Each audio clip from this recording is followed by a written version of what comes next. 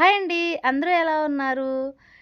ఇదేంటో మీలో ఎంతమందికి తెలుసో కామెంట్ చేయండి. నేనైతే రీసెంట్‌గానే ఒక 2 డేస్ బ్యాక్ అయితే ఊరు వచ్చాను. నాకింకా ఈ చెట్టుని చూడగానే కోసుకొని కూర వండేయాలనిపించింది. ఇంకా వెంటనే అయితే చింత చిగురైతే కోసుకున్నాను. మాకైతే ఈ చెట్లయితే ఉన్నాయి. ఇంకా మనకు దగ్గరలో అందుబాటులో ఉన్నప్పుడు వెంటనే చేసుకొని తినేయాలి కదా! అందులోకి హైదరాబాద్‌లో ఈ చింతకూర దొరకడం అయితే చాలా తక్కువ. ఒకసారి తీసుకున్నాను గానీ రూ.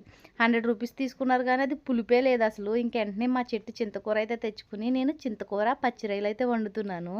ముందైతే ఆనియన్స్, పచ్చిమిర్చి, కరివేపాకు అయితే బాగా మగ్గనిచ్చి, దాంట్లో ఫ్రాన్స్ వేసేసి, ఆ ఫ్రాన్స్ కూడా మగ్గిన తర్వాత ఉప్పు, కారం, జీలకర్ర, వెల్లుల్లిపాయ వేసి ఇంకాసేపు మగ్గనిచ్చాను. ఈ చింతకూర అయితే శుభ్రం చేసుకొని నలిపేసి పెట్టుకున్నాను కదా!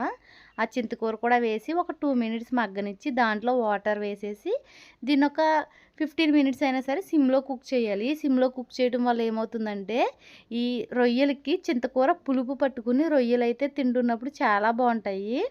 ఇంక ఇక్కడైతే నేను మా పిల్లలే ఉన్నాము. ఇంకెవరు లేరు. మా హస్బెండ్ అయితే రాలేదింకాని.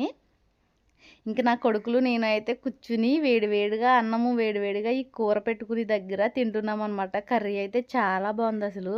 అందులోకి నేను స్పైసీ చాలా తక్కువేసానేమో పిల్లలు కూడా చాలా ఇష్టంగా తిన్నారు. అంటే నాకైతే అందులో వేసిన పచ్చిమిర్చి కలుపుకు తింటే మనకు కొంచెం స్పైసీ అనిపిస్తుంది.